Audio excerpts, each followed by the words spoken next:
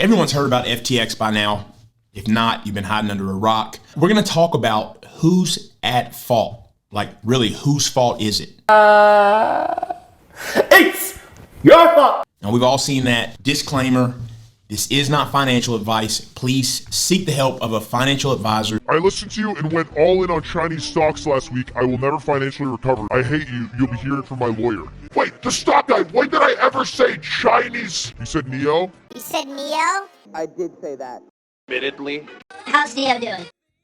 Oh, God! Obviously, that wasn't enough to help with this FTX debacle. There's just one thing that was really weird about this whole FTX and the promotion. Pretty much no one caught that they should have been paying attention to, and if they had, it would have saved a lot of money. But when times are good, people aren't thinking about it. That is what I'm going to touch on. Sit tight, leave a comment. Who do you think is at fault for those who lost their money in FTX? If it's multiple people, let me know in the comment section. So financial YouTube is under fire. These big financial YouTubers really need no formal introduction.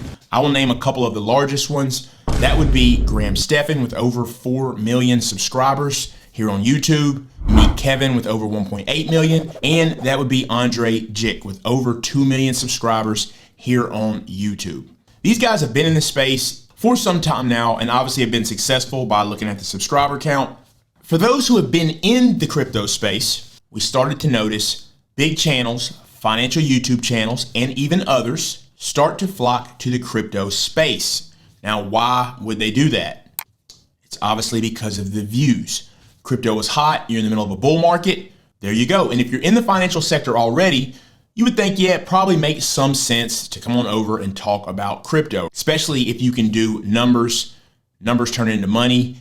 And there you have it. So hold that thought. And just remember, we started to see them flock over like seagulls to the beach approximately early 2021 when crypto was going great. Now, Graham Stephan started out as a real estate agent and a real estate investor. Then he went more and more into the financial sector as a whole. Actually, it was a similar thing with Meet Kevin. Owned his own brokerage, if I'm correct.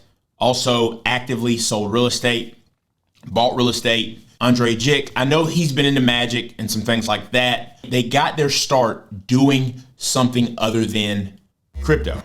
No problem with that. People evolve into different sectors in life in general. Now, I've heard these guys referred to as grifters. I personally do not believe that. I've literally seen the comment section of these guys over time. I've seen countless numbers of people literally singing their praises for all the information they provided, for money that people were actually making.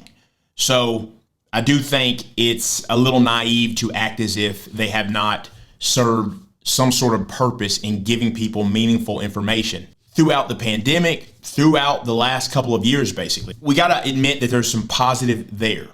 Now, when it comes to FTX and that fallout, obviously there's been mixed feelings, some because Graham Stephan, for example, has been more silent. I think Andre Jick has as well, where Meet Kevin's pretty open. And also they had the Millennial Money channel. That's been taken down. Meet Kevin doesn't seem to be happy with that, keeps on requesting it go back up. That's obviously because there was the promotion of FTX, right? So different people are taking that different ways, obviously because they feel some type of way about those who lost their money, right? Taking it personal. And that's understandable. Now, much of it is surface level, but to act like they haven't provided good information at all, it's just not correct. Now, there's two things I mentioned.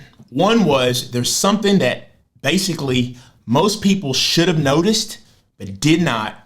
And also back to those financial YouTubers flocking to the crypto space. In this whole FTX thing, what's really odd is who was doing the promotion of FTX. You had celebrities, Steph Curry, Tom Brady and his wife.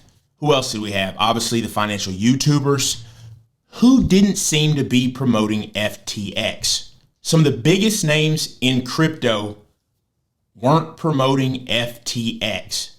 Now, do you not find that odd? If I wanted to market something, let's just say some type of quarterback training, wouldn't it be odd if I had a soccer player do it?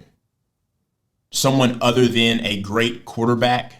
The point I'm making here is it was a little odd that they had financial YouTubers promoting this who are more so generalist But who they didn't have promoting it were the specialists. And I'm calling them specialists because that's their main focus. BitBoy Crypto, even I know at least 2 months ago and maybe before that, had shared his feelings on FTX.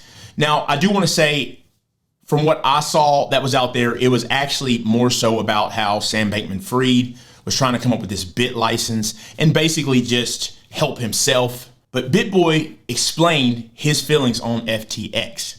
Now, surely some of those people who listen to these financial YouTubers' advice definitely heard BitBoy Crypto talk about his feelings towards Sam Bankman-Fried and FTX, and they likely ignored it.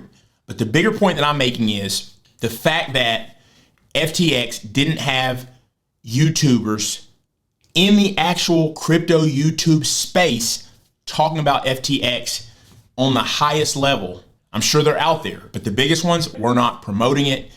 And that's where those financial YouTubers that flocked to the space got themselves in trouble. Gonna be trouble.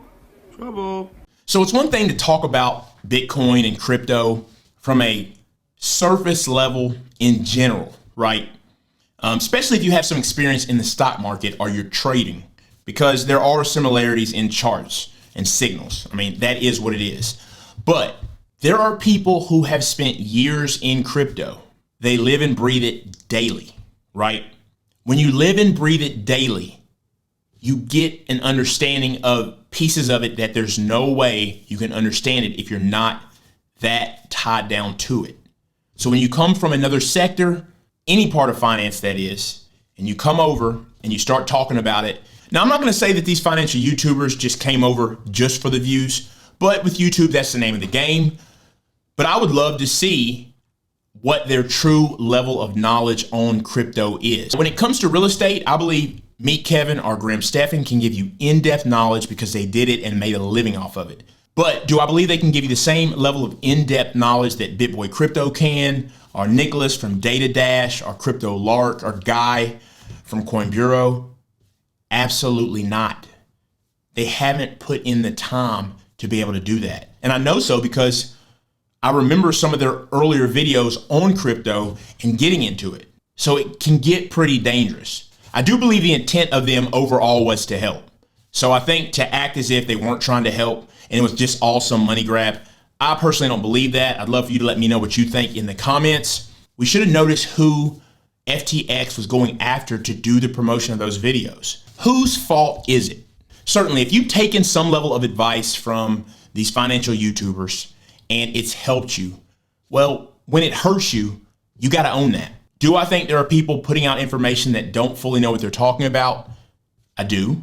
Do I think these financial YouTubers are responsible?